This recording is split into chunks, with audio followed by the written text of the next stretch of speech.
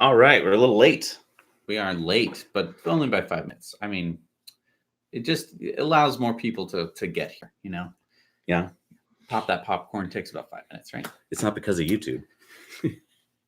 All right, so who do we got on here? We have got some people. Oh yeah, we got people Hi, from everybody. Switzerland, Stockholm, Kansas City, St. Louis. This is exciting. Yeah, Awesome. all Thank you for around the joining world. us. All right, so we've what have we been doing lately? Been writing the news, been sitting around doing nothing. What have you guys been up to, by the way? That's a better question. Yeah. What do you guys want to talk about this right afternoon? Yeah, if anyone has any questions, feel free to get them out now. Anders has a question. Yes. Do you have any idea why Tesla did not take the same charging contact worldwide? It had made the manufacturer cheaper and one could drive his car anywhere. That's a great question. I think it's because countries have different regulations, but also different grids. So like in Europe, you guys have 50 hertz. United States, we have 60 hertz. I'll bet that had something to do with it. Although maybe they could have built some kind of. When it comes to cars, I don't think. Like the hertz matters. I don't know.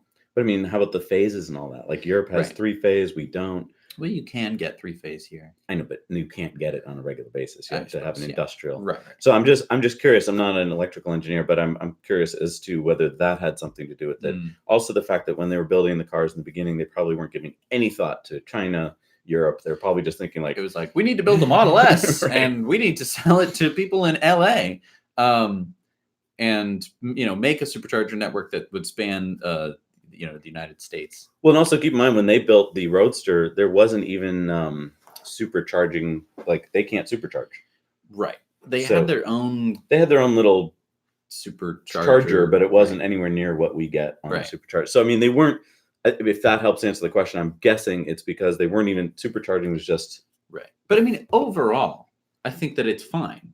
It's very rare that someone is going to ship their car across the ocean to go drive it, on a different continent. I think that is pretty rare. And then, in Europe, now you have sort of the CCS and the regular Tesla chargers. So, for the most part, that's all set. And they have to do CCS for regulation purposes, I believe. Right. Well, and also there's the whole AC/DC thing. I mean, the batteries would love to get DC. That's what a supercharger is doing, is pumping in DC. So that means that at the supercharger, you have to have a transformer that's taking the AC off the grid, transforming it to DC, pumping that into your. I don't think that's a transformer. That's a inverter. But yeah. But yeah, whereas when you're at home and you're using AC, then your car is doing that transfer inside. It's got an inverter, so it does make everything really complicated because you have to cover like all the bases. Right. But yeah, wouldn't it be great if you could just snap your fingers and be like, let's make them all work everywhere. Same standard. The good news is that it all uses electricity. Yeah. And you could potentially just, charge different. You could make it, as Yo-Yo kind of proved when he took his American Model 3. But he couldn't charge it a supercharger. Right. But I mean, you can drive. Yes. You can sort of make it. Right.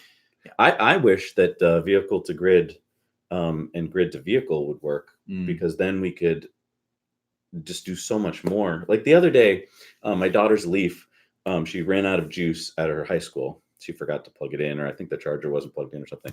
So I was racking my brain, like, all I need to do is get an extension cord to her car. But she was parked so far from the school that it was hard to do. And I was thinking, well, I have a Tesla. It's got a full battery of juice. Like all you need to do is pull up next to her and plug in, but you can't. And that seems really dumb. You could with the 12-volt inverter. We did think of that, but it would be slow. Right, it'd be hours and hours to get it. But yeah, it just seems dumb that you have to go through this weird, like through the 12-volt battery, through an inverter. Like I know there's safety reasons and stuff, but it really would be great if there was a way to just get the juice out of your car. Right. And I mean, the Rivian and the Bollinger B1, they're both going to have regular, plugs. And I think Autonomy Day did show us why Elon's not focused on these things. He's not really consumer. He's not trying to come up with the best consumer vehicle. He's trying to come up with a robotaxi. Right. And so, which will benefit consumers in a completely different way. Right. Instead of having to worry about plugging in, you're just getting in a car and having it whisk you away. right. Right. And this, I mean, this is a tremendous opportunity for companies like Rivian because they can focus on things that a lot of people would like. Like, hey, I'd like to drive up to the woods, go camping, have my car power my campsite. Right. Like, that's awesome. Or I would like to have a nice interior, you know, a luxury interior of my in my luxury truck. Right. Arlene is asking, curious about the smell of coal you mentioned in the UK. Everywhere you went? No, it wasn't everywhere we went. When I went to the Maidstone supercharger, it was. I got out of the car and I'm like, is there like tires burning? Like, what's going on? Really? And the friend I was with, Torbjorn, he travels a lot, and he was like, nope, that's coal. And there must be like a coal power plant or something nearby. And I'm like, does the whole country smell like this? And he's like, no. So when we got to London, like I didn't smell it that often. It was much more diesel. Much more diesel. But then when we went to Oxford and the Cotswolds, I feel like one or two times I don't know exactly where we were, but we would get out and be like, whoa, what's that smell? It's a very distinct, to me, it's like a tire burning smell. Because I don't, in the US, I haven't smelled it that often, to be honest. And it was kind of shocking because it is just an overriding, it smells like something went wrong, like something's on fire. Right. And that, yeah, that's, but in overall, the air quality was just really bad. It was really bad. I really noticed it in London. I just had this cough the whole time. And I was like, I'm not sick. Yeah, and I had just like stuffy nose that only happened when I got to UK and then cleared up immediately afterwards. Yeah. Yeah, it was we weird. Just got by the way, just a little. Oh, the meter? Yeah, we got a meter. Maybe I'll go get it and bring it down at some point. Yeah, it's a PM 2.5. It can measure. So you guys know what PM 2.5 is, right? It's what is that? Particle matter. Basically, in the air, there's all sorts of things floating around, right? And when stuff gets small enough, so basically under 10 nanometers, which is many of them could fit on the. It's not micrometers. Micrometers, nanometers. I don't think it's nanometers. That's really, really small. It's micrometers. Yeah. Okay, maybe it's micrometers. I'll have to look it up. I think he's probably right. But when particles get small enough, and it's usually around 10 PM 10 micrometer. Thank you, Arlene. Then your body can't filter them out. So the normal things you have, like the hairs on your nose and the different filters, it just goes through those, and basically PM 10 and smaller goes right into your brain, right into your bloodstream. And so those are bad to have floating around the air. So Jesse and I got a particle meter so that we can start to see a few things. Basically, we want to show there's a HEPA filter in the Model X. There's actually a filter. I don't know if you call it a HEPA filter, but there's a good filter in the Model 3.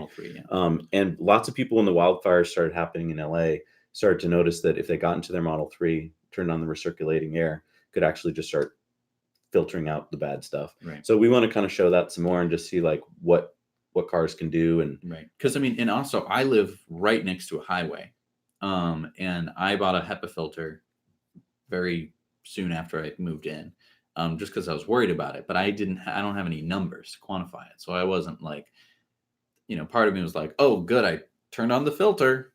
But I wasn't like, I didn't feel confident. It was like, okay, it's upstairs.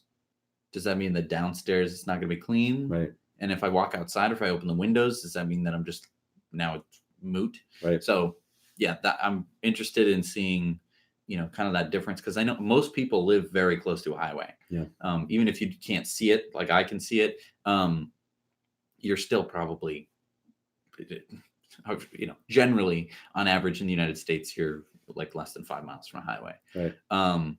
So I think that that's important to just see, like, especially because it's something you can do something about. Right. So, air filters for your house aren't that expensive anymore. Right. So. And it could have an effect on your health long definitely, and children and everything like that.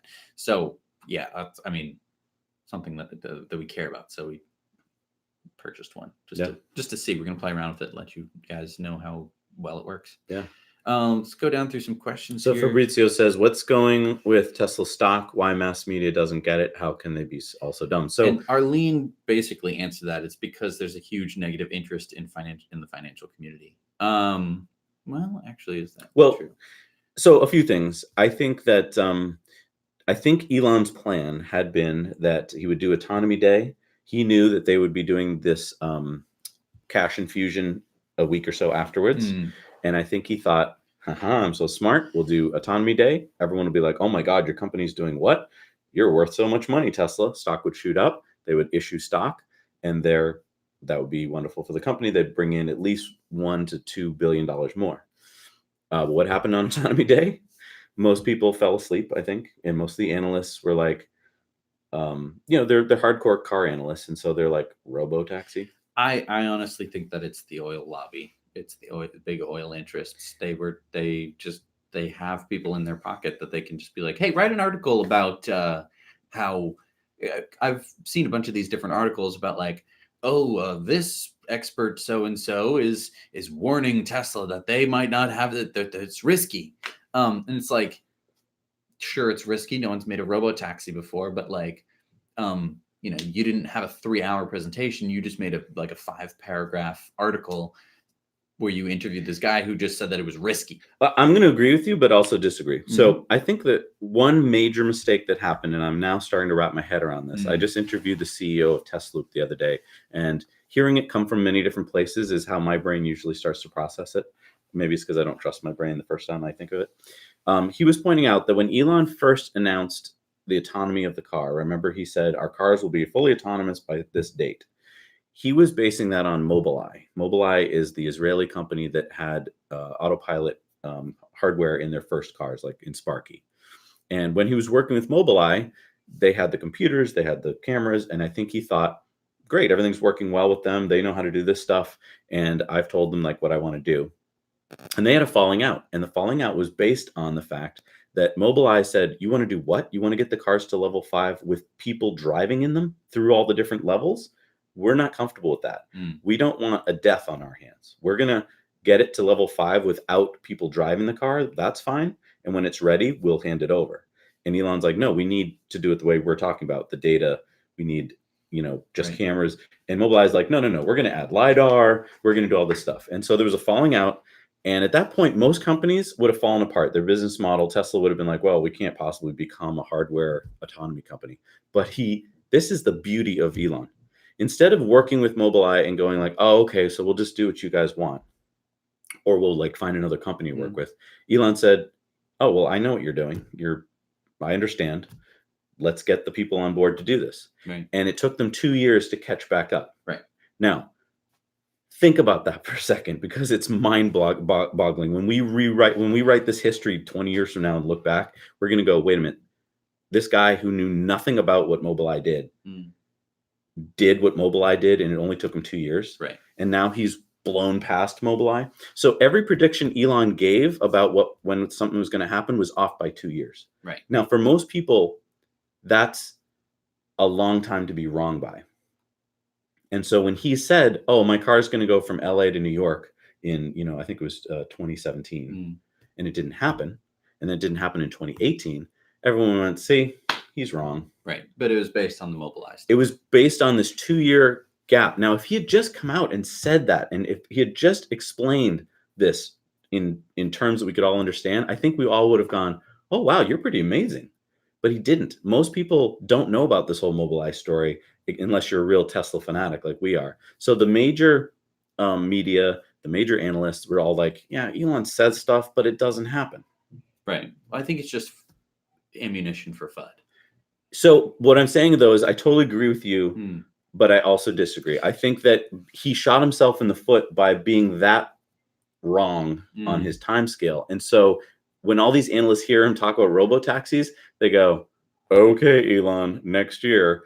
And they don't even factor that in because they think, well, that must mean 10 years from now or something. And I mean, to talk a little bit more on the point of, how he's going through all the different levels, I think that it is really smart. I just got, what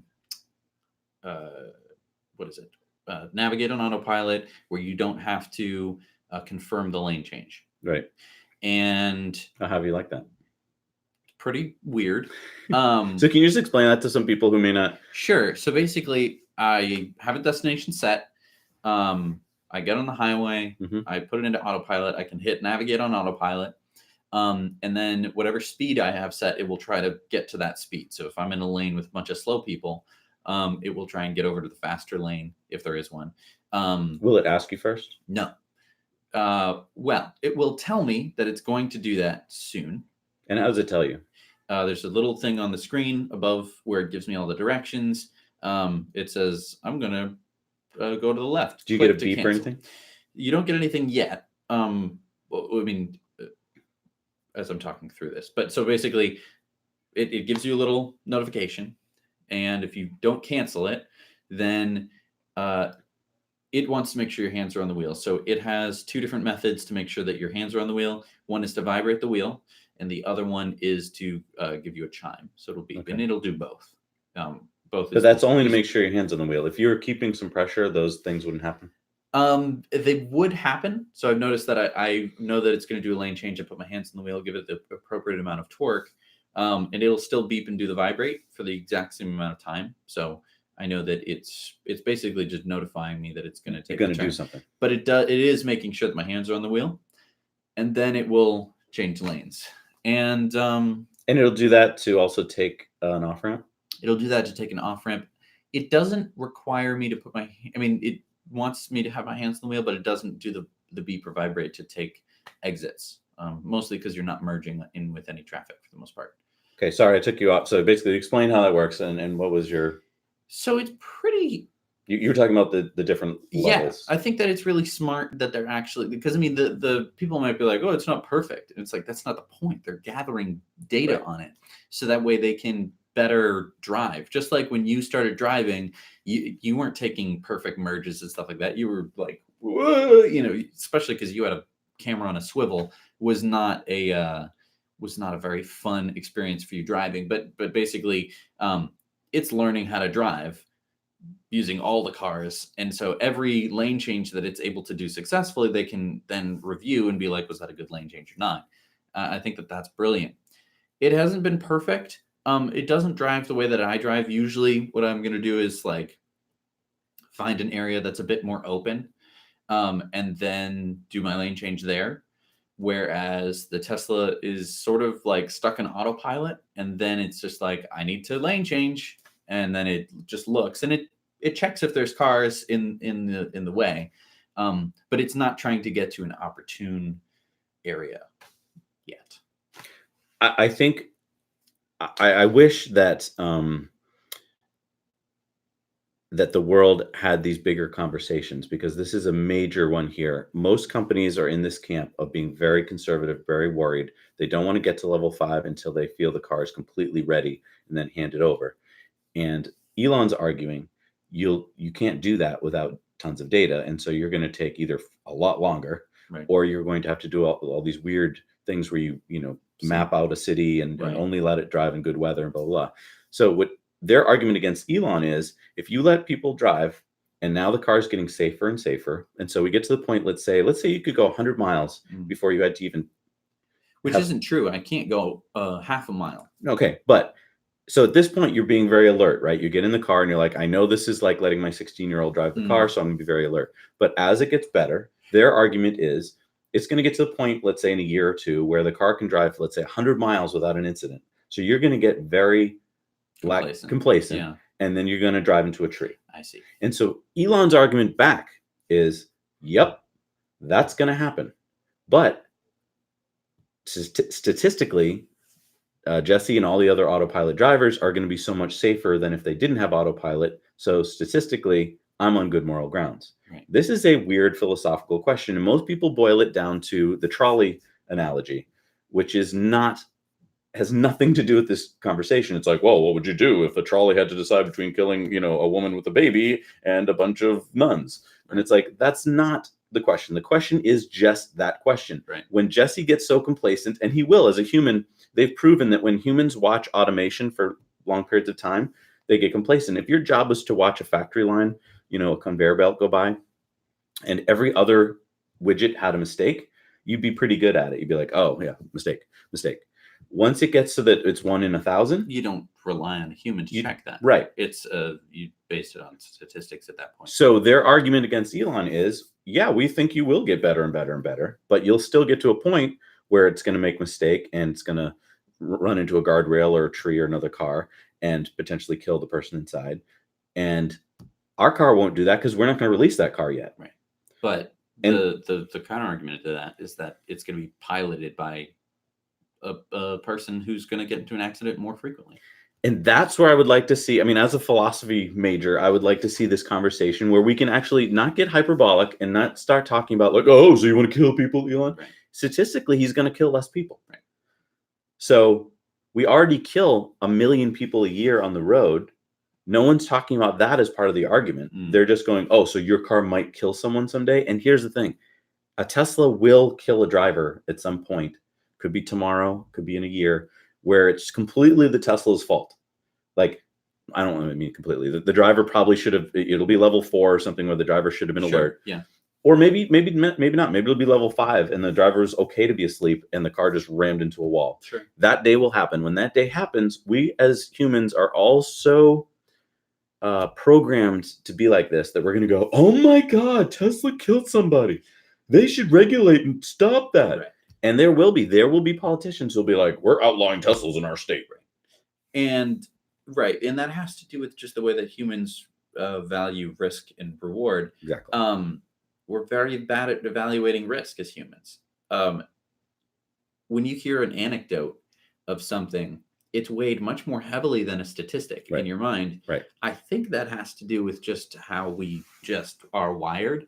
We're just wired to be in these like small tribes of communities. And so an anecdote is going to be a statistic, right? It's supposed to be like, oh, well, I live in a tribe of 100 people. And if that one thing happened to that one person, then it's very likely that if I did the same thing that guy did, I'm going to get hurt in the same way. But here's the thing. Elon's so smart and he doesn't think that way. Right. So he thinks, oh, well, when that person dies, we'll all be very rational about it. Right. And we'll go, but let's look at the data. He thinks like Spock. Right. He's very Spock. Exactly. And the rest of the country is very Bones-like, Dr. Bones, and is like, how dare you, Spock? Right. And so I'm worried about this day because it's already happened. We've had the death in Mountain View, California recently. Mm-hmm. We've had the death in Florida. Mm-hmm. And when those deaths happen, we talk about those deaths as if they are, a millionfold. They're tragic, but we don't talk about the thousands and thousands of deaths that happened in GMs and Fords and Toyotas during that time, right, for all sorts of other reasons. For instance, I just want to talk about recalls.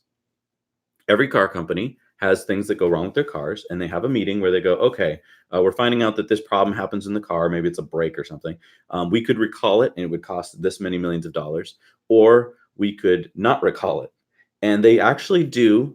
They run some statistical numbers and they go, well, 1 in a million people will die because of that part failure. And they do, okay, well, how much is that death worth? And they actually put a dollar figure on the death. That's what they do. Right. And they go, oh, all right, well, that's not enough deaths to make it worthwhile. Right. So don't worry about it. We'll just pay for that death. Mm-hmm. That's what they do. I would like that to be talked about because they get to make those decisions, right, monetary decisions about death. And that no one says you should go out of business for it. Mm-hmm. And those accidents are happening every single day. And they knew about it ahead of time and could have done something about it, but they didn't. I'm not going to argue one way or the other. I don't have the statistics in front of me, but I'm just saying when that day happens with Tesla, I don't want to see the company have serious problems because here's what Elon's thinking. Ultimately, my system is going to lead to less deaths. It already is. My system is already safer than not using my system.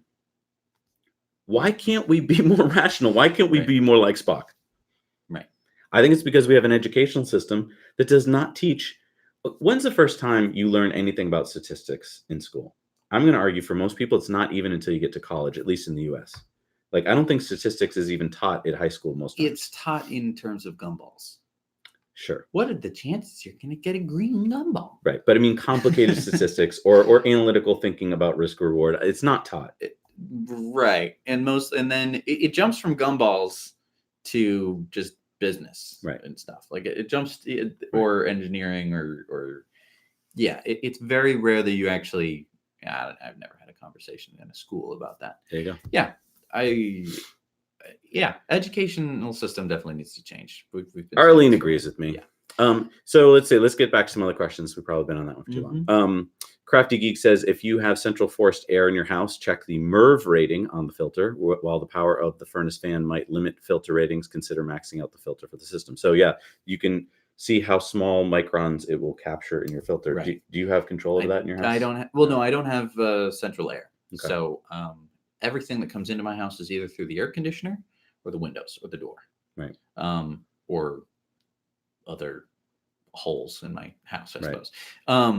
But you can nowadays, for under $100, usually put a HEPA filter fan. It's just a fan that blows air through a HEPA filter. And that's exactly what I have. So and it works really well. We're going to be and we're going to test it. We're going to be testing it. Yeah. I don't know how well it works. Yeah. I assume that it works pretty well. Right. I mean, anecdotally, again, I've heard through many people in China that that's how they have to get through their horrible air pollution, is by doing that in their house. And I mean, the one way that I think I do know that it works is that my girlfriend has allergies, and whenever we turn on the HEPA filter, her allergies go away, at least when she's been in the house for like a full day, for her, all the pollen to leave her sinuses and stuff like that. So I mean, that's like the canary in the coal mine kind of example, but obviously it's not the same with PM 2.5, because I don't know whether I'm going to have dementia later on in my life, like that kind of thing. Right. There's this question of, do you know the story about Elon and Bezos hating each other? I don't know if they hate each other. I think that they're rivals. They're rivals, and I also think that we just get to see their Twitter back and forths and stuff, but we don't get to see the other whatever conversations and stuff they may be happening either through their proxies or stuff in the behind the scenes. I don't know whether they have proxies or other methods of communicating with each other. Okay. Oh, they do. Yeah, because I mean, for instance, they're both dealing with space right now, and they're both putting up, they have plans for putting up satellites. So they're both in relative contact with each other through those businesses on a daily basis. I see. We just don't get to hear about it. Yeah. There was this. Let's see. So Anders says, can't you make a video showing John McElroy how Tesla Autopilot works? So actually, on our Patreon bonus story, which you guys have access to, I don't know if you saw this, I think it was last week. Yeah. We showed our friend Mark on, what's his channel called? It's I can't remember. But anyway, we put it in the bonus story. He did a fantastic 8-minute video where we couldn't have done a better job. No, he really focused. It must have taken him a long time. And he sent it to John McElroy, and we gave the response of John McElroy, which was like, well, I know what I'm doing. But what was so great here was that he actually took, second by second, stopped the film, stopped the tape, and showed like, exactly, this is where you were not in autopilot, but you thought you were. And yeah, it was frustrating to see, because there's so many people who are going to just watch John McElroy and have him tell you that, yeah, it's not that great. And go, okay. Right. And this is what I go back to. Right. This is what Elon has to deal with. He's dealing with, he thinks people are rational. He thinks, I would not drive the car until I fully understand it. But there you got people who not only were driving it incorrectly, but showing it off to thousands of people driving it incorrectly and making statements that were clearly not true once you actually went back and reviewed the footage. And luckily here we had the footage. What about the times? And here's my big concern.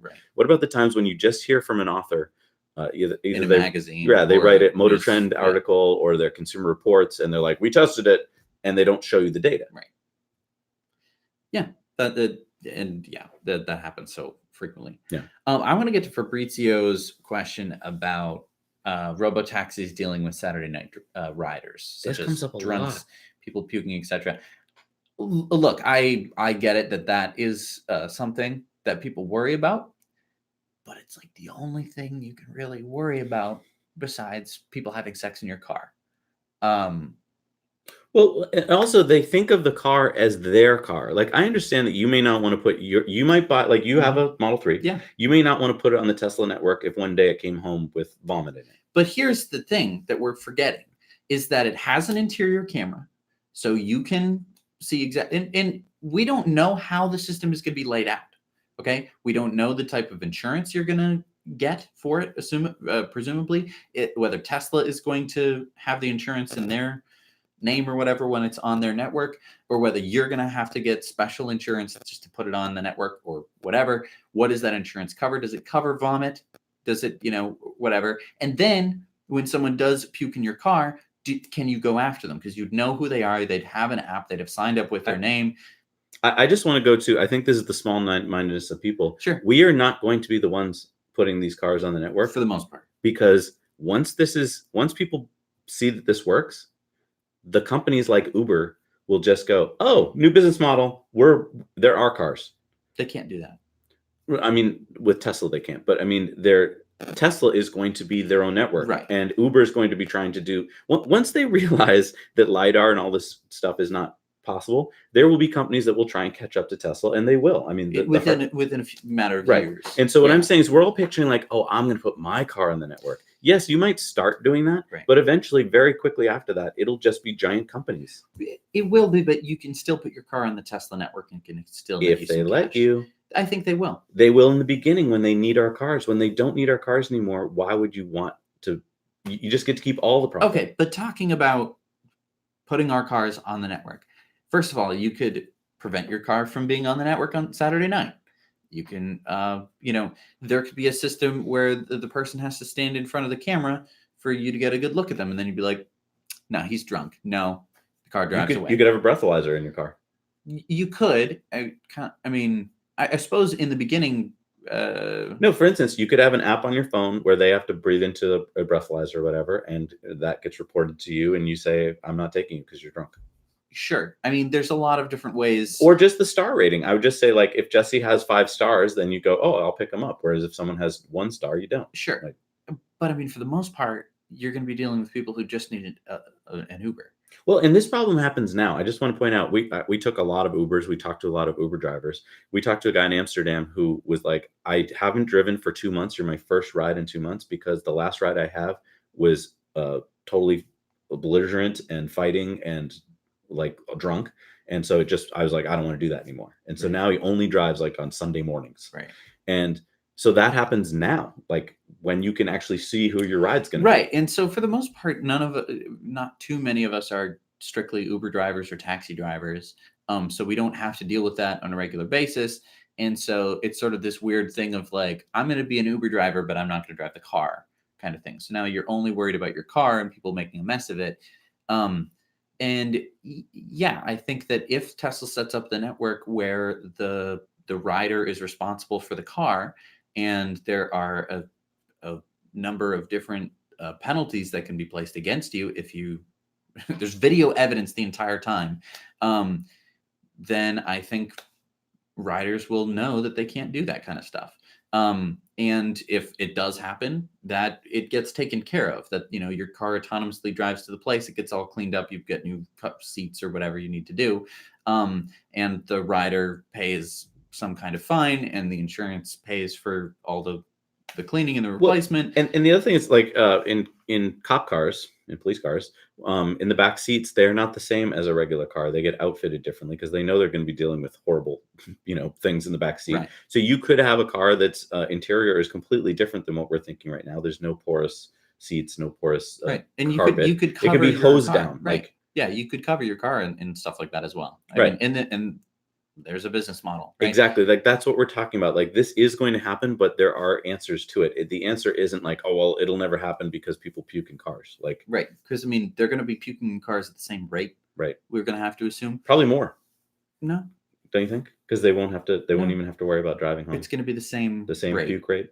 Yeah. But you can take an Uber now, so it's the same thing. So what I'm saying is it's nothing has changed here. You're just going to the chances are very slim. But this goes back to the system can be oriented around that. But this goes back to what we talked about in our in-depth last week, which is small-mindedness. It always goes back to, well, what about this? Gotcha. You can't do it because people puke in cars. And it's like, if that stopped every technological advance, the gotcha moment, then there would be no technological advance. We wouldn't have trains. We wouldn't have planes. Right. And these are good things to talk about. I'm not saying they're not. Like, we should talk about, should the laws be stricter? Should there be new technologies in the car so that you can hose them down? Like, what are the answers to this? But the answer isn't that you won't get that technology. Right. And also, there's also this implicit thing like, well, I wouldn't put my car on the network, so no one else would. And it's like, you're not everybody. Yeah. You're suddenly taking a car, which is usually a depreciating, it's not an investment. It's just a depreciating, what's the second word to that, depreciating thing. Yeah, it's just a thing that you want to have. It's right. Like, it just goes down in value constantly. Right. Every car anyone has ever bought, for the most part, aside from like, Ferraris maybe, they're depreciating in value. Right. Suddenly you have a car that you can buy that will make you money. Right. Like a person, Right. as if you've hired someone. Right. As if but for free. Like it's a robot slave for you, basically. It's a bigger thing. I mean, it's such a big concept what you just said that most people don't, they just fluff over that because they can't picture what you just said. Right. It's such an amazing statement to say that this thing, which used to be just kind of like almost a frill for your life, like I'm so lucky I have this car, is now an investment, like you said. Right. It's kind of like when Airbnb came out and people said, what, some stranger's going to stay in my house? And it's like, yeah, I guess they're a stranger, but they're going to pay you money. Right. It's a business. Like, right. And so in the beginning, most people who didn't do it were like, I would never let a stranger stay in my house. It's like, great, don't. That's fine. Right. But plenty of people do. Right. And they make money from it. And it's become such a big deal that it's affected the hotel industry. It's affected, city planners. Like it's an actual thing now, because once you wrap your head around it, you see that, oh yeah, most of the time this bedroom sits unused and is a wasted asset. Right. And now you get to use it. Same thing with Uber. People said, I would never let someone get in the backseat of my car. Right. But people do. Right. Yeah. Yeah. So, I mean, if it's your personal car that you want to have and keep it super duper clean, and then that's your prerogative, right? You can do that. It's just, you're just losing out on. I go back to, we're in a very weird period of history. There will be not much longer where you get this choice, because you can buy a horse right now, right? Like if you want to, you can buy a horse. It would be a major change to your life, right? You'd have to have a, right? I mean, it used to be, we all had houses that could support a horse. You had to, like a horse by its very nature had a paddock and a place to, barn, right? Now we don't. So if you want a horse, you can have one, but it's going to be a major lifestyle change and a major cost to your life. You have to go to a place where they keep the horses. Right. That's where you can visit your horse. Right. Or you have to buy a ranch. Like a place that could support the horse. Yeah. So what I'm saying is, in the future and not very far distant, you will be able to buy a car if you want to. Right. But it's like owning a horse. You won't be able to just take it out on the street. Right. But it will be for fun. Right. And there will be businesses like dude ranches are in Wyoming that allow you to go visit a horse and ride a horse and have fun with the horse. There will be places like that where it's like, hey, you want to drive your own car around a track? Right. So that's another business opportunity. But we're all thinking now that like, oh, well, I'll get the choice whether I want to drive. No, you won't. I'm promising you, not much longer will you be able to drive a car. And you won't want to, right? No. Because right now. Just like you don't want to ride a horse. Right. Right now, if I was like, okay, we're going to take your car away. But what we could do is, anytime you need a car, and this is going to cost cheaper, by the way, a car just magically appears and it drives you to wherever you need to go. And there are people who go like, okay, but what about for trips? I want to pack my car up. Perfectly valid question. Great. You have a service for that. Right. It's going to be called, Tripper. Right. TRIPR. And the whole point is that you're basically renting the car, except it's driving itself. Right. So it arrives the night before whenever you want it to. You pack it up. You always are just telling it where to go. And here's the thing. I don't even think we're thinking of that correctly. I think there's going to be little boxy things like the backs of pickup trucks or the backs of vans where you pack all your stuff. And you'll be like, I'm going to be camping in Wyoming tonight, such and such a campsite. And it's just there when you get there.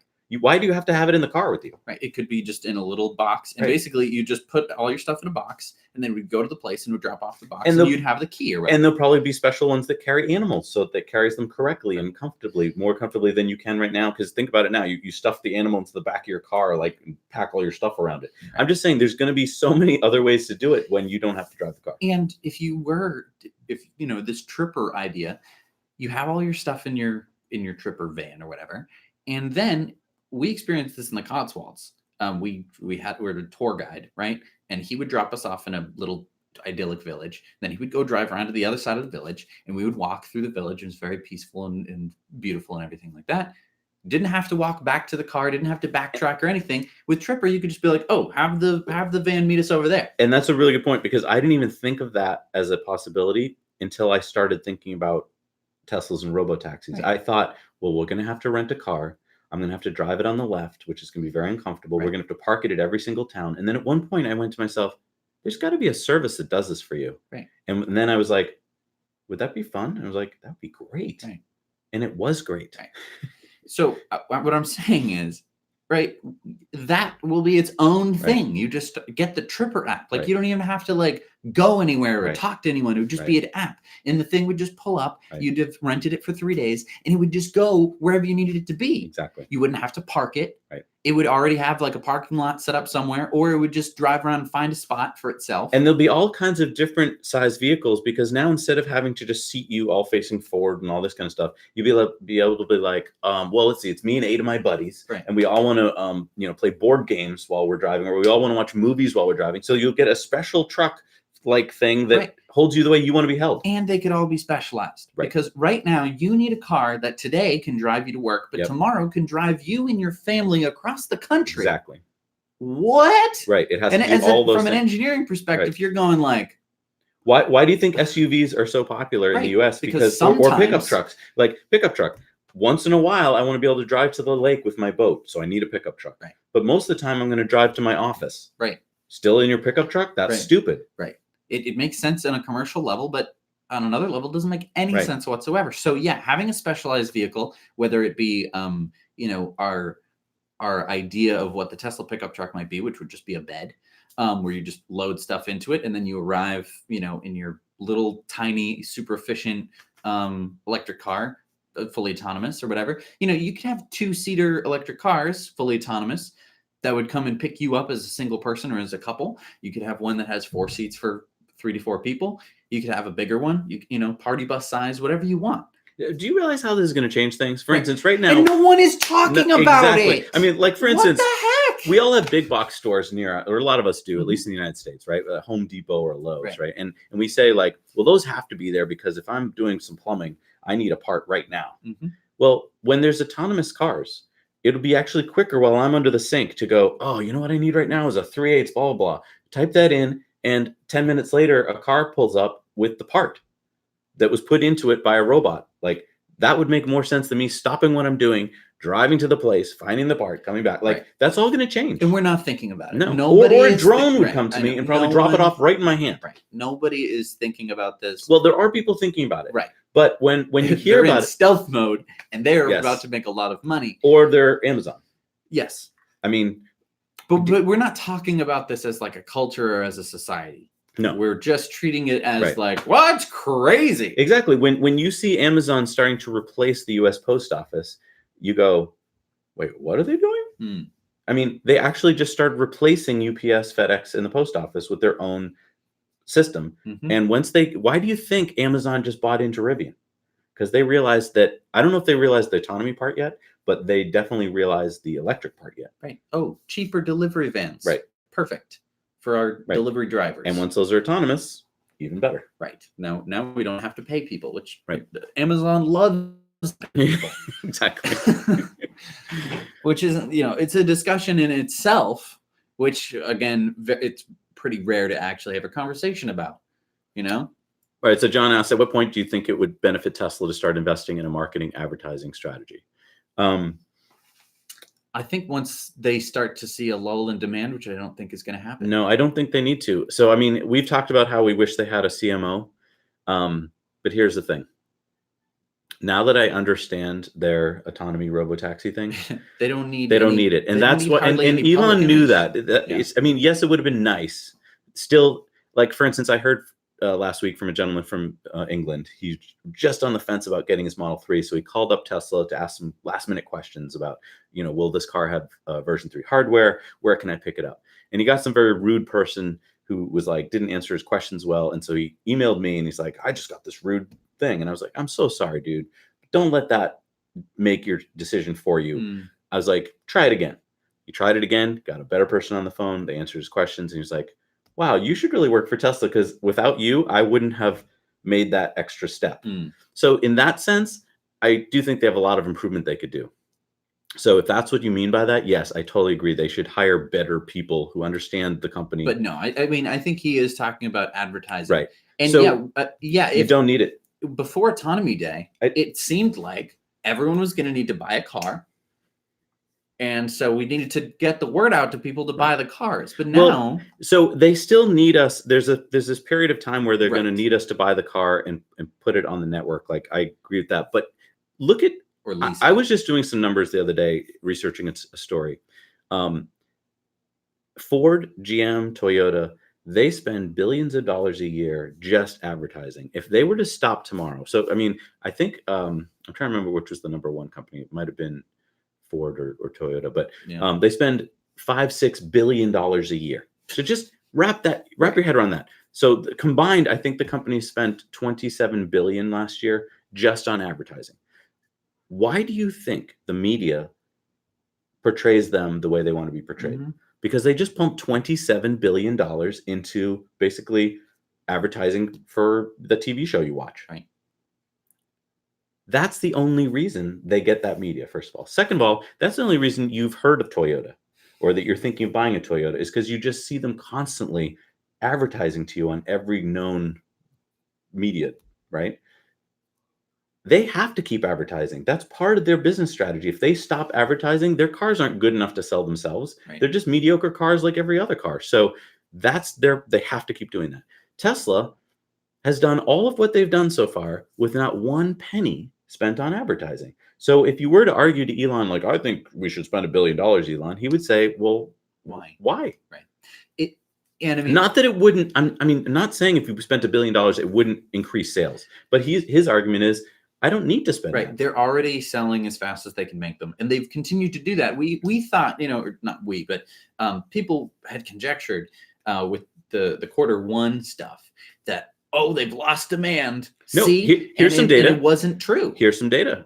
It's in April, it's the number 9 selling car in the United States. Now that's with them sending almost all the cars to Europe and China. Right. So they still sold 10,000 in the US in April, which makes them the number 9 selling car. Now, if they had just been like, we're only going to sell in the United States, they would have been like the number 3 car. Right. And that's the number 3 car compared to all ICE cars. And that is where the demand, the running out of demand argument goes out the window. They don't need any more demand. They need more supply. They need to make more cars, which is what they're doing. They're continually increasing their steadily increasing the output. And so they don't need any more demand. Right. And so they don't need to I want to talk about why did they do this capital raise after it was such a stupid time to do it. I think their CFO is too young. I'm sorry, or doesn't get it. They should have just stopped. I don't think they understand how much the banks take advantage of them. When they issue the stock, it comes from Goldman Sachs, it comes from Chase. Those banks put the word out that there should be a dropping of the stock price so they could all get more money out of this, and they just played Tesla. I think that Elon should have said, hey, you know what? We've got $2 billion on the books. Barring a huge recession next month, like, we're making money. We've got FCA pumping $2 billion into our company in the next year or two. Like, we don't need the cash that bad this second. Right. Unless, again, there's got to be something coming up that I don't know about, because it doesn't make sense to me why just for that sake they're pumping the money on the books. Yes, it's nice to have. Yes, it's good in case there's some kind of big slowdown happening, which maybe Elon is privy to. Like, maybe he knows there's going to be some big slowdown happening. I don't know. But that was just weird. I wish I had more insight into why that happened. I think that it could have something to do with the European Gigafactory. It could have.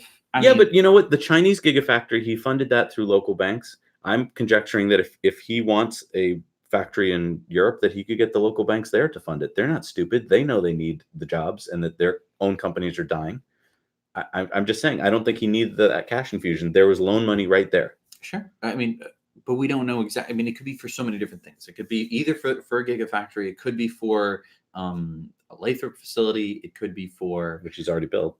Right. But maybe there needs to be a bunch of robots that need to go into it or something like that. Yeah. Maybe it's for more battery production. Maybe it's for maybe it's just so they can build a ton of cars to pump onto the Tesla network. There's a lot of different potential for why they would do a capital raise, even if it wasn't advantageous.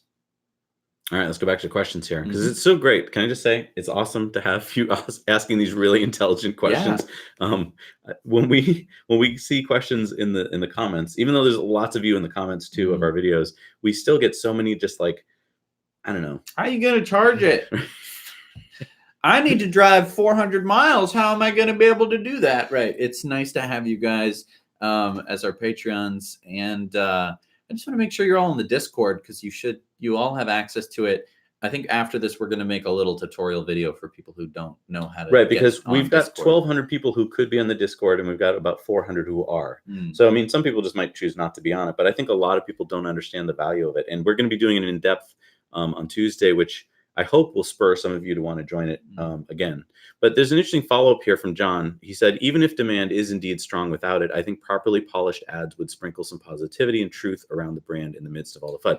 That's true, but I just want to go back to, if you have $27 billion, that's just the big auto companies, not including oil companies, so who are pumping money, 27 billion into media, and that means your nightly news, your newspapers, your whatever. Then if Tesla came along and said, sure, we'll spend $1 billion on ads. Yes, it'll get them a little positive press, but actually Ford is going to call up and go, counteract those. Right. We want more stories with FUD. The FUD is so many industries are going to lose out. They need to slow this down. And so that's where the FUD is coming from. Because you can believe, if right now you turned on the news and there's nothing but glowing stuff, Elon Musk is the world's greatest genius, everything is awesome, the stock price would shoot up dramatically, and it is going to shoot up dramatically, in my opinion. The problem has been it's been tamped down every single time. So as Kathy Wood pointed out on ARK Invest, whenever we see this in a stock, whenever we see this stock that just won't get above a certain point, you have to ask yourself, okay, it's either because there's just nothing strong about it. Someone is lifting it up. Right. Either because they're just like, oh, everything's fine. Right. That's cool, guys. We've got it. Right. Or it's the complete opposite where people are going, it's not good. You don't buy this stock. And let's be specific about the stocks. When we're talking about innovative stocks that are doing something that no one's seen before, disruptive companies, generally it's going to bust out. And the longer that churn took place, the bigger the bust out. And I don't think look at Tesla's own stock, right? For instance. I'm just saying it's going to snowball. Yes. Right. As soon as it breaks through, and right. I don't know when it's going to break through. I don't know how it's going to break through this FUD wall. But basically, once it breaks through, I got a little interesting taste of it from when I talked to the CEO of Tesloop, Rahul Sanad. I said to him just this question, and we're going to put this full interview up on probably next week. But this gives you a week ahead of the rest of the market. I said, when do you think the price is going to bust out, and why? And he said, I think Q1 of 2020, when the Q4 numbers come in from this year. He said, because I think by Q4 of this year, the numbers are going to be unmistakable, that there's just no more arguments against the company. And he said, so when Q1 comes out and we get to see that, he thinks that's the moment. I don't know if he's right about the exact quarter, but I do think there will be some moment where we just have so much data now. It's really revenue's fine, blah, blah, like that. I think all these stupid arguments go away. Because I want to point out one big argument that's been hanging over Tesla's stock price for the longest time, which is now gone. The SEC argument. It's gone. March, all we were talking about is coming up, I think it was April 7th, is going to be this big showdown between the SEC and Elon Musk. And everyone's saying he's going to lose and he's going to be put in jail and he's going to... Nothing happened, basically. Nothing. Yeah. It was basically he won. Right. Now, they tried to spin it. But the fact of the matter is the SEC is now gone as an argument. Right. And yet the stock didn't react. Right. That's amazing, because that had been their big play for the longest time was, and he's having so much fun with it now. If you watch him on Twitter, he's just like, I am tweeting anything I want because he knows he won. Yeah. All right. What else we got here?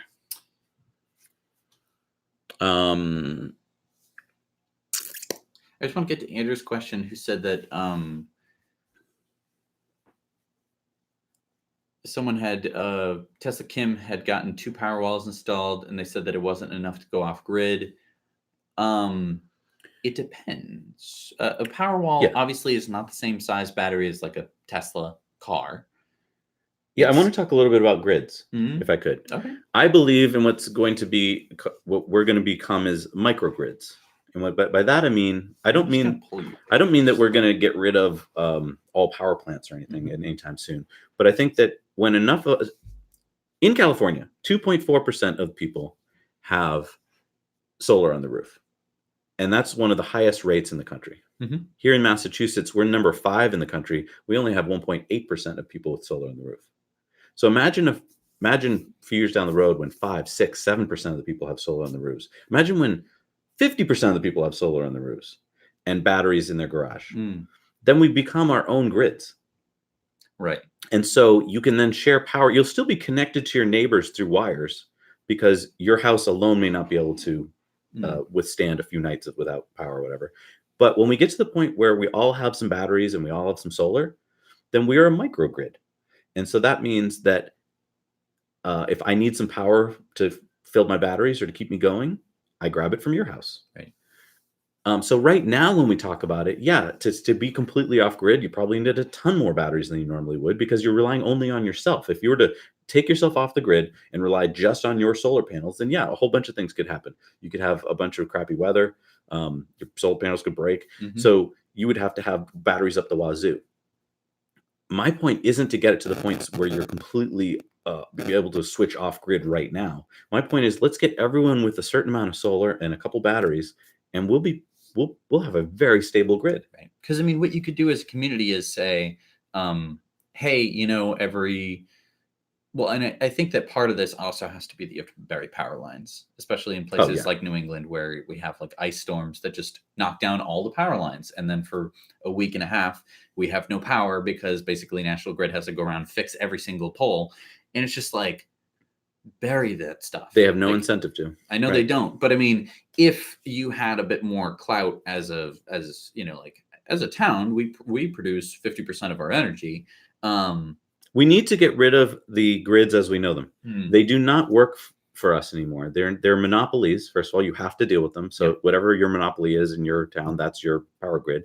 And they don't care about you. They care about making money for their shareholders. That's a stupid system. Their first and foremost care should be to provide you with power, and it should be clean, renewable power. They don't care. Right. So yeah, there are towns though, even here in Massachusetts, where they are their own power company. Right. That's fantastic. And you work with the monopolies to make sure that you have, you know, outside connections to stuff like that. It's not like they're an off-grid town. Right. But here's the problem. Right now, they are very powerful. Those grids, they lobby for their laws all the time. And us average citizens, we don't know even what we're talking about. So we don't even know when they passed a new law what it even means to us until years later. Yep. That has to change. Right. Under said someone was crazy. I want to find out who's crazy. No, that's when we were talking about the crazy stuff. Let's see.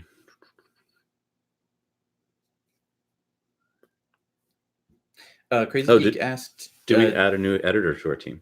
We added a new video editor, Jack. He's basically learning the ropes. Mm-hmm. So he's actually edited a few of our Euro trips, and he edits a lot of our in-depths. Mm-hmm. And then Brent and Bobby tweak it and stuff. But I have seen some new jokes in there that I think are Jack's level of humor that he new gags or something he puts in there. Yeah. So very good if you caught on to that. Andrew says, here in Sweden, I hear daily radio advertising for cars that are so good that they are hybrids. It's good for the environment. It's good for your finances. Yeah, it's because think about what a hybrid is. It's still got a gas engine in it, which uses the technology that Big Auto has. So they see it as a way to wean themselves over to electric. They don't have enough batteries yet. They haven't figured out how to make batteries. So they know that if they were to switch to electric, even if they bought into it tomorrow, they'd be battery starved. Right. Which is why we see so much stuff about hybrids. Right. And I mean, hybrids are good because they do allow people to, you know, get the electric experience, which I think makes them like a lot more susceptible to just buying an electric car. Because they're like, oh, yeah, I hate putting the gas in it, but plugging it in is awesome. Plug-in hybrids especially are the better. But I mean, the problem is they're the worst of both worlds. You have a weak, small battery, which means not a lot of power. Yes. And you have a small, weak engine, which still needs the same amount of care and maintenance as a regular engine and a transmission and all that stuff. And so you don't have the fun power that you get with an electric car. Even a Leaf is more peppy than a Prius, which is like, come on. So I mean, yeah, I think that it Well, and it lulls you into a sense that you're doing the right thing already. Right. When I'm sorry to say it, but like, and I agree that for years there was only the choice of a hybrid, Right. but now that there isn't, And some people can make plug-in hybrids work where they're like, oh, all my commuting is done electrically, and then Right. when I need to drive to grandma's house, I have to run on gas. But I would say still, I think that electric is more like, compelling. I mean, I like plug-in hybrids like the Volt that have a decent range. Right. So like our editor Brent's got a used Volt, and he's pretty much able in the warmer weather to make his entire commute home on electricity. Right. So that's great, Right. because basically it's an electric car at that point. Mhm. In the winter, he has to spend a few miles on gas, but Right. But there are some plug-in hybrids that only have a few miles of, or like a dozen miles of electric drive, and it's not intended for you to really even do that. So yeah. So Matthew asked an interesting question here. He said, so basically you're saying don't bother buying a Tesla now. That's pointless to own one, and that Tesla's going to pull an Apple and kill all self-owned Teslas that are not on the network. They're not going to kill them. So if you buy a Tesla now, you're helping Tesla. First of all, you're pumping money into their bank. So I would say don't say, well, forget it, I'm not going to buy a Tesla. But because I don't know how long this period of time is when it'll take for Elon to get the robo taxis up to, first of all, being able to do it, and then get the regulations on board, and then getting the fleet size, right? And then getting so that could be 3 years, it could be 10 years, I don't know. So if you need a car in that time, I would say probably worth buying. I would say don't lease it unless you're fine with the fact that you're going to be paying quite a bit per mile for the car and then not get the car at the end, right? Because typically the reason I would want to lease a car with an ICE car is because after 2 or 3 years, I've put a lot of wear and tear on that car. It's now going to start to need a lot of service. And so I'm glad that I leased it, right? So now I get to give it back to the dealership. You deal with it. I'll go lease a new car. With an electric car, after 3 years, it's still pretty good. New. I mean, right? Yeah, it's a little more, wear and tear on the interior, right. but in terms of the batteries and the motor, right. It's your exhaust new. system isn't going to be rusted out. Right. There's not, your head gasket isn't going to get blown. You're not going to need a new transmission. All the things that you worry about with the ICE car are gone. So yeah, the leasing, you would rather own it at the end, and so you could still lease a Model S, I suppose. Yeah. Right. And buy it at the end of its lease. Right. So I mean, but yes, I am basically saying that at some period of time, since car ownership won't be a thing anymore, that we won't be buying cars. But I think that there's going to be enough of a transition period that even if you buy it at the beginning or in the middle of that transition period, that you're going to be fine. I think that the day where everything's going to be fully autonomous, that's going to take, I'm going to say 10 to 15 years just to make sure that, all the cars are switched off of regular roads and stuff like that. Let's talk about this for a second. I think there's going to be a day in the not too distant future, probably a year or two, where a city somewhere actually has the foresight to go, you know what? Let's allow Tesla to operate autonomously here. It'll be great, like, for our city. And so Tesla will go there and be like, okay, good. You're on. Any car within this zone can drive autonomously. It's now according to the law. And then if that goes well, other cities across the world will go, oh yeah, turn it on here. Right. And I think that's going to speed up the revolution. So do I think every pocket of the world will have it right away? No. But I think that very quickly, the cities that do will benefit from it. It'll be like, oh, it cleaned up our city. There's no less traffic, blah, blah, blah. And so other cities will just start bing, bing, bing, bing, bing. Right. That's how I feel like it's going to go. Because I think we're all picturing it from like a federal level, like, well, it's going to take years. I don't think so. I think when you get enough big cities to do it, then the states will follow, and then countries will follow. That's where I picture. So Riley says, I think there will still be national grids to transfer power between microgrids when specific areas of the country have low power production from slow wind cloud cover. Yes, so I do think there will still be some power plants, but I don't think hopefully there will be coal or natural gas. I think there will be wind and solar, big power plants. Right, because I mean, with wind, I think that wind and solar are an excellent pairing, as well as hydro. Right. Even pumped hydro, I suppose, if you did it right. But I mean, battery storage obviously is a great storage solution. But yeah, the wind, I think, shouldn't forget about the wind. Don't forget the wind. Yeah. What's up now? Mafia. Awesome. And thank you guys for being positive about about what we're talking about here. I really appreciate it. Arlene says, in California, the utilities are still fighting production at the home level and microgrids. This will ultimately pass my system if full off-grid capable at the moment.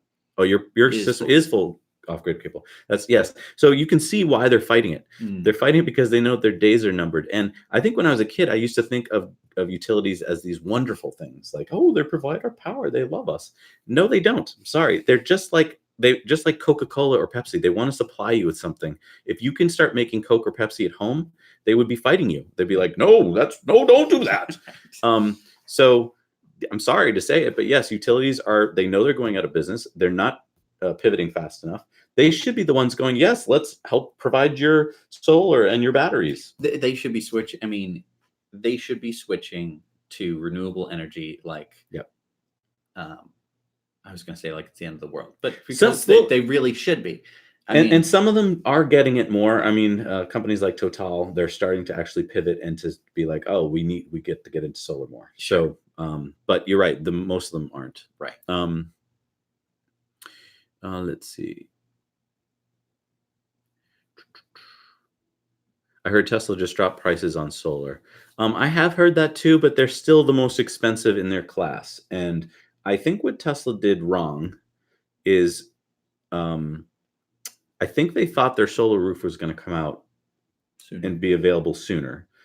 And I think the problem they didn't realize, I think that probably Elon didn't realize, is that if you're going to guarantee it for life, so 30 years on a roof, it has to be super high quality and has to last 30 years. And the only way to test something for 30 years is either to try it for 30 years or to do this like accelerated life testing. And I think what they're finding out, they're in their third version right now. I think they're finding that they can't quite get it yet to last 30 years because having the sun beat down on you and having wind and rain, it just takes the life out of whatever you put on your roof. And so I think that's where they're having a problem now. And so I think they thought that this dip they were having in traditional solar sales would be overcome by this new solar roof. And what they're seeing is, since there is no solar roof yet, except for test facilities, that they're lost market share. If I had been Elon, I would have put up with this door-to-door sales model longer and just bit the bullet. He doesn't like it. It's very aggressive to go door to door. Right. If he had kept that though, they'd still would have been the number one or number two. And I think they could have done it stronger. I think they could have done it even better than Solar City. Yep. If you had a Tesla employee showing up in a Tesla, you can sell the car and you can sell the solar roof at the same time. I know. And again, they don't need to sell the cars, but at least when you're pulling up in a Tesla, you're like, oh, this person is clearly from the future. I did it. I should be listening to I personally did it. I would go on sales calls with Tesla Solar City employees to sell solar. And being an owner of solar and a Tesla, we sold it left and right. Like, it's easy to do. Right. The biggest argument had been the look of it. But once you start talking the economics of it, it's like, it's a no-brainer. So yeah, we could have done it. And that's where I think Jesse and I were arguing for CMO, a chief marketing officer, someone who could have seen that and said, well, why go through a dip and lose market share? Like Vivint and Sunrun are taking your market right now, which means they're grabbing all of your employees and all your engineers. You've left a lot of angry employees that were in Tesla Solar out in the wind. Right. And that's not good. No, it leaves this negative connotation because now you have all these people working for Vivint and Sunrun, and they're all going like, yeah, Tesla, blah, blah, blah, blah, blah. Right. When, they shouldn't have done that. I think they should have kept power purchase agreements. I totally agree. Like, power purchase agreements meant that you put no money up front to get solar on your roof, that Tesla paid for it and then basically got money every month. Tesla needed cash so bad, they decided to not do that anymore. Right. But yeah, I think they should have done that. They can still sell them as securities, which means that they get the cash then at a slightly discounted And I amount. think they should have sold it as a premium thing. They should have said, we are the most expensive. What do you want to put on your roof? Something that's going to last for 30 years and look awesome? Because theirs are the best looking systems. Or do you want to save a few bucks and maybe have problems? That's how I would have sold it. I would have said, but they kept trying to be like, oh yeah, we'll beat any price. No, don't try and beat any price. You're Tesla. Like, you make your panels here in the US now. Like, be proud of that. Right. That's what I would have done. You want more Combustor 9000 clips. All right. I hear you. We'll think about that. Combustor 3000. Is the Combustor 3000? I thought it was the 9000. I think you're right. I think it's not the Combustor 2000. That is a later model or an earlier model. We may need to come out with the new model to compete with the Model 3, though. I'll have to talk to Vinny about that. It's got cup holders. 47 cup holders. What else do people like? We should show a meeting where they're trying to figure out what to come up with next that would compete with the Model 3, you know? We got, you know how the cars, we have these little small GPSs? And the Model 3 is a big one. We put 4 of them. 4 of them. four GPSs. 4 is better than 1. It's a great idea. Let's see. Oh, the EV fees at the state level for Virginia. Yeah. What the? So we're going to be covering that in the news on Monday. There's a bunch of states. The worst egregious one is Illinois, right? They just came out with a $1,000. Okay, so North Dakota just came out with one that's going to be, I think it's $110. Now, if you do the math, that's about what a gas car would have paid in gas tax in that state. So I say, if that's how you want to do it, fine. Keep in mind that North Dakota only has 141 EVs in the state. So why are you making a law about it? Like, yeah, you're not. I mean, the whole point is that, you know, you kind of want to incentivize electric cars. Well, I want to go back to why we're even talking about this at all. It's because in the 40s and 50s, the United States decided to put all of its money and resources into roads. Yep. Okay, because the automobile was like the big selling point. And why do we do that? Because GM and Ford put rail out of business. Let's just be honest about talking about the history. They bought up electric rail companies and they put them out of business. They lobbied the country to not put more money into rail. So we have the worst rail system in the world. Thank you, America. Like, Jesse and I can go on the fastest rail system in the country, which is a Acela from Boston to New York. The average speed of that is 65 miles an hour. Right. Go to China, the average speed of their high-speed rail, 200 miles an hour. Right. So, of course, none of us in this country take high-speed rail because we don't have it. Right. And so then you're like, well, of course, we have to keep pumping money into our roads. But if you've driven around this country, you'll see that our roads are in horrible shape. The bridges, the tunnels, they're falling apart. So we play this little stupid game where we say it's important, but we don't put the money into it. Right. And we don't put the money into anything really that has to do with transportation that's important. Infrastructure. We just all sit around complaining that it's getting worse. The traffic's getting worse. When we do something about traffic, we just build another lane, which doesn't help. Like, we're all freaking idiots in this country. I'm going to just point to our country. We don't have anywhere to look that is like, oh, well, that's different and that works. Right. You really have to travel outside the United States. The United States is so huge that unless you're like one of these people who is fortunate enough to travel outside of the United States on a regular basis and experience high-speed rail, well-functioning tube systems and stuff. But here's the thing, we screwed other countries. If we look at China today, the US has 850 cars for every 1,000 people. China has 250 cars for every 1,000 people. Where is China headed? Right to where we are. Right. That we're trying to help them get to as many cars as possible. Look at cities in China now. You can't add more cars. Like, I'm not even talking pollution. I'm just talking traffic. Like, Beijing, you can't add more cars. The middle class of China is larger than the entire population of the United States. Just think about that for a second. Over 300 million people in China are now middle class, so they can afford cars. Right. So we have to do something different. And we're all like, what country can we look to? There's no country we can look to that has a perfect system. Right. What we can look to now is autonomous driving cars, in my opinion, because that would take advantage of all these new systems. Right. And electric. I mean, electric autonomous driving cars. And I think that the problem is that as a society, as a practically global society, we have for the longest time basically just been like, nature and the environment and the earth, it's all here, it's all doing its thing. And for the longest time that was true. You know, a city of 30,000 people, and that was considered a big city at the time. And no matter what you did, you might have a terrible sewage problem in the city, but once you got a few miles outside, there were deer and bunnies and nice forests and everything like that. And so there wasn't this huge problem, right? And we've just continued going forward, just being like, yeah, the nature and the environment, it's all going to be here, and the earth is going to stay exactly the same. And nothing we do is really going to have that much of an impact. As we keep growing as a society, and as more and more people with more and more, problems and needs and infrastructure that we need to build and energy that we consume and stuff like that, it does change the way that the world works.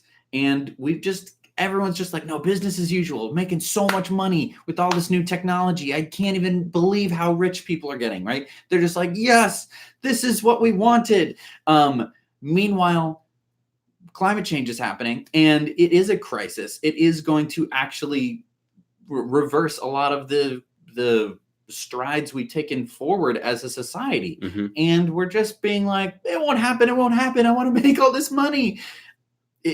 It's just so frustrating that we can't look at it and be like, you know what?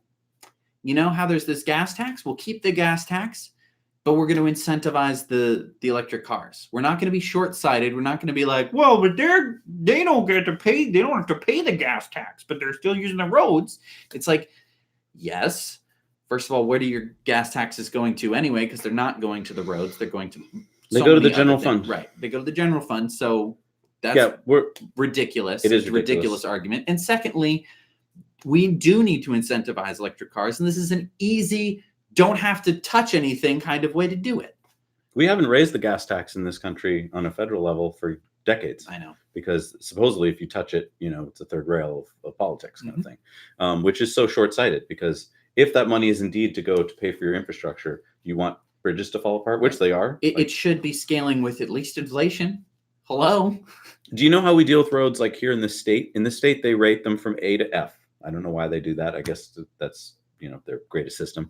And when a road gets to F, they will finally pay money to it. Before it gets to F, they rarely will fix a road system. So I'm talking intersections, whatever. When it gets to F, most times they can't get it past E because that's an A to F system with an E in there? Okay. Right. Yeah.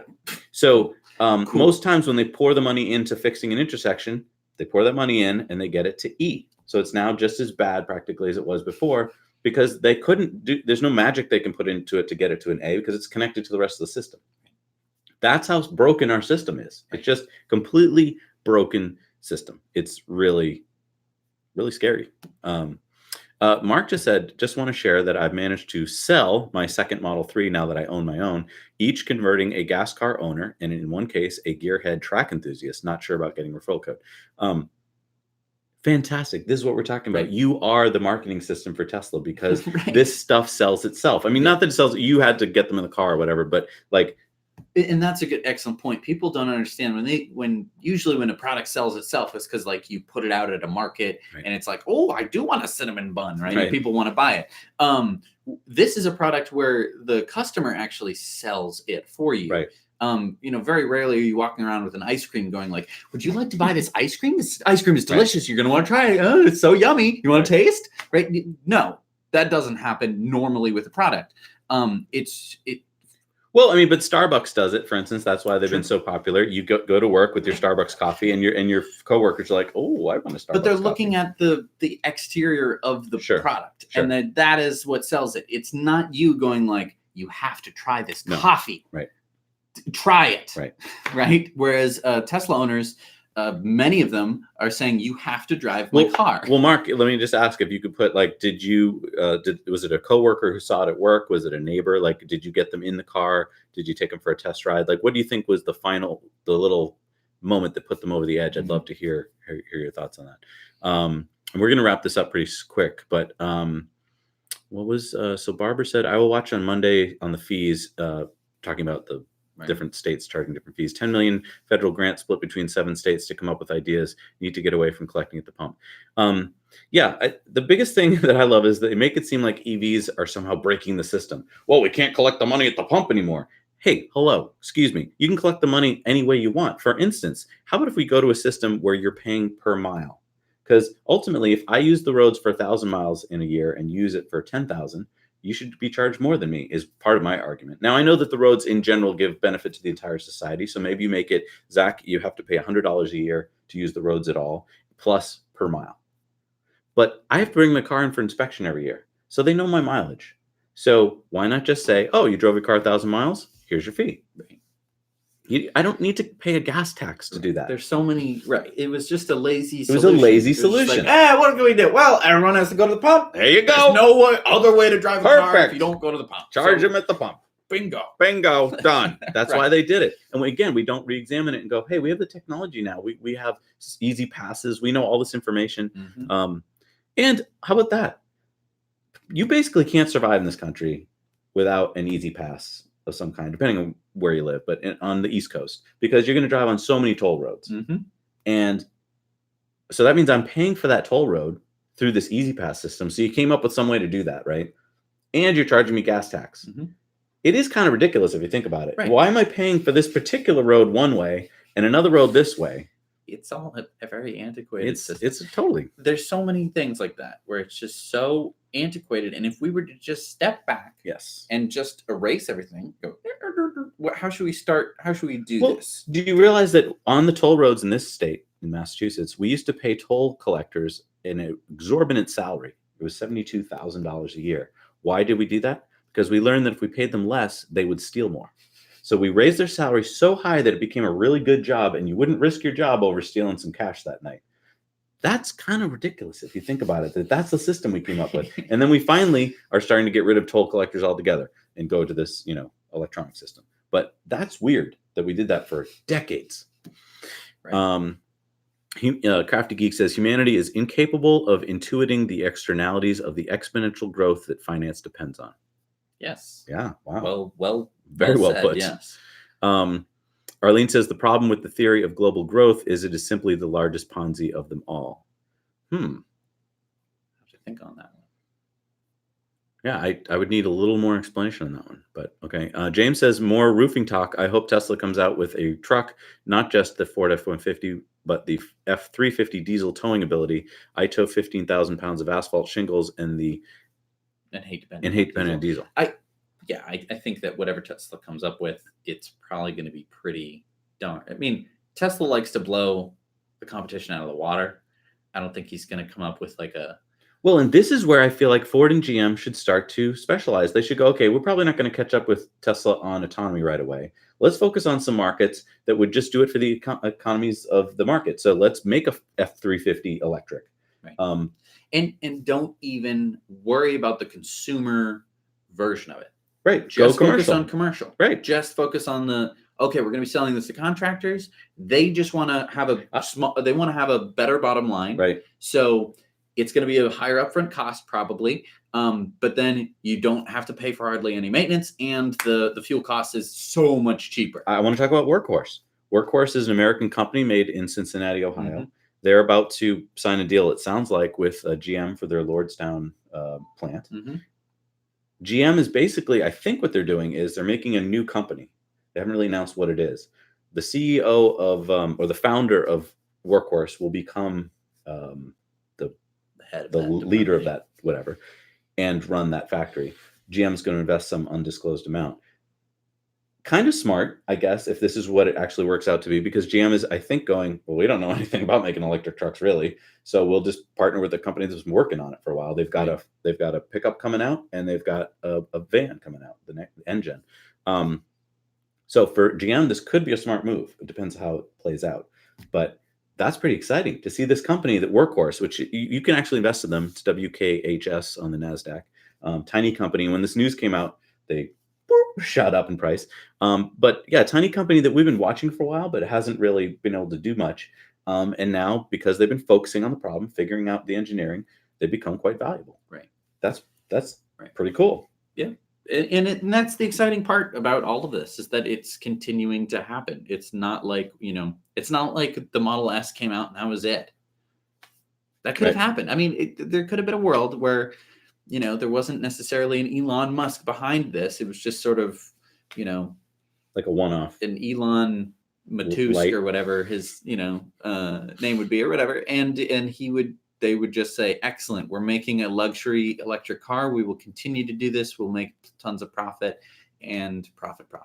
James, I think, is right up your alley here. James says, Dream House is a Tesla semi with modified trailer house. Why live anywhere if you could just move your house all the time and it wasn't as inconvenient and disgusting as a motorhome? Again, this could be the next. Just saying. Yeah, solar on top with both sides. I mean, that's what we're going to be doing, James, is we're going to be hopefully building this and showing it off, because, why not? Right. show people that it can happen. I mean, like, Right. and that again, you're opening doors Yes. into the world. Yes. Suddenly you have this property Yes. in the middle of nowhere, or whatever. And you can just be like, oh, I put some quick hookups for a couple different things, or nothing, because you have a fully off-grid house or whatever. Right. You pay me some amount of money every month, and you get to live in my land, and you get to leave whenever you want. Yeah, it's autonomous Boom. house. I own a big swath on the side of this mountain. I basically just made a couple spots where people can park their autonomous things. How about you go to bed at night, you wake up the next morning, your house is in a new place. It's true. I mean, that can happen. Right. And I know it sounds like science fiction. Yes, it's going to happen, because if it can happen, it will. Like, there's no reason why you can't do that. Luxury trailer parks. Exactly. When we talk about opportunities, this is what we're talking about. It sounds crazy, but it's not. It's hard. Yeah, the thing is, it's already such a popular idea with the whole trailer park thing. Right. The problem is, I think, is that you're so reliant on this gas engine that there needs to be so much infrastructure behind it, just to make sure that you can make it places, and you need to have so much. It's so expensive. It's expensive to move it. Once it's a tenth the cost to move, it's no big deal. Exactly. Or why not just rent out an autonomous house? Like, you just basically call on your app, what you called it before. Perfect. Like, right? It's like Liver. It's called Liver, right? LIVR. And it's like, what kind of house would you like to show up and go live in? Or that's just how you live your life. Exactly. Right. You just and it hasn't, you buy the mobile home from the company. Yes. And they have locations all over the world. Because think about it right now. I work for IBM and I live here. Oh no, I have to move because IBM's either moving me or I want to work for a different company. Right. So crap, I have to sell this house that I just spent all this money fixing the bathroom and doing all this stuff. And I get that the water and the sewage could be, tricky, but I think you can. Not that hard. There's engineering solutions for that problem. Exactly. Just a hookup. And I think that we're getting into a type of person. Exactly, James. We will have hookups. Yeah, I mean, yes, you could have that as well. But I'm saying you could have an off-grid system that could function for weeks, months. Sure, of course. I mean, it wouldn't necessarily need to be. You could have a tight tank that you would hook up to a system once you got there a week later. You or could whatever. do that, or I mean, there's composting toilets; those exist. Yep. And exactly, there's technological solutions to these things. You can have water collection on the roof. That's not going to stop tank. us. Right. Exactly. These are all engineering problems. I hate it when people point to engineering, and you didn't. I understand that, but I hate it when people point to engineering problems and say, "See, can't do it. Can't do it." Right. That's not a problem. Because if that was a problem, we wouldn't be driving ICE cars. Because if at the outset of ICE cars, someone had drawn a graph and said, so you mean that when we have 2 billion cars on the road, we'll have 1 million deaths a year? Right. And they go, well, we can't have that. Right. They don't care. That's not even an engineering problem. I mean, that would be like, well, I mean, that's more of like the gas station problem or the, like, well, where are you going to get your tires inflated kind of thing? Right. Like there will be that problem alone. Where do you inflate your tires? There's a company that's their entire job is we install tire inflating places, and then we go and collect the $5 that people pay to inflate their tires. It's even less, like $3, right? So they've installed a thing, just an air compressor somewhere that you can slide a credit card into and inflate your tires, or you can put quarters into it. And they have to somehow collect the quarters. Like that's their whole job. Right. That is the craziness of this world, is that when there's a problem, when you have a solution to the problem, you can make money off of that. Right. I don't know. It's crazy. We've gone over by we've gone over half hour.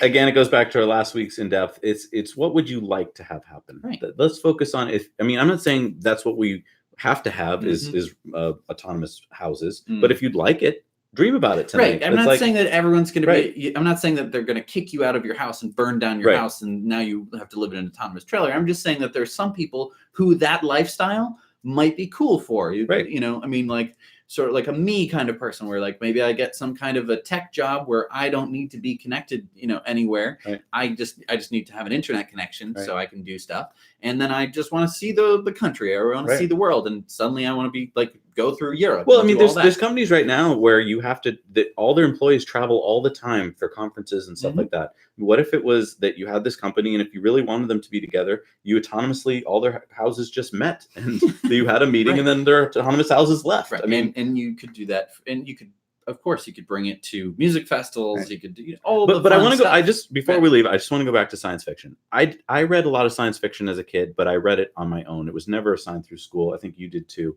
The beauty of science fiction is it's not fantasy, and I love fantasy too. I'm not putting that out. But when you know, when a wizard in Harry Potter's world says to do this thing, you know, with a spell, that's magic. That can't, we don't know how to engineer that at the moment. Yeah. But in a science fiction, and again, it's worth doing it to reading fantasy.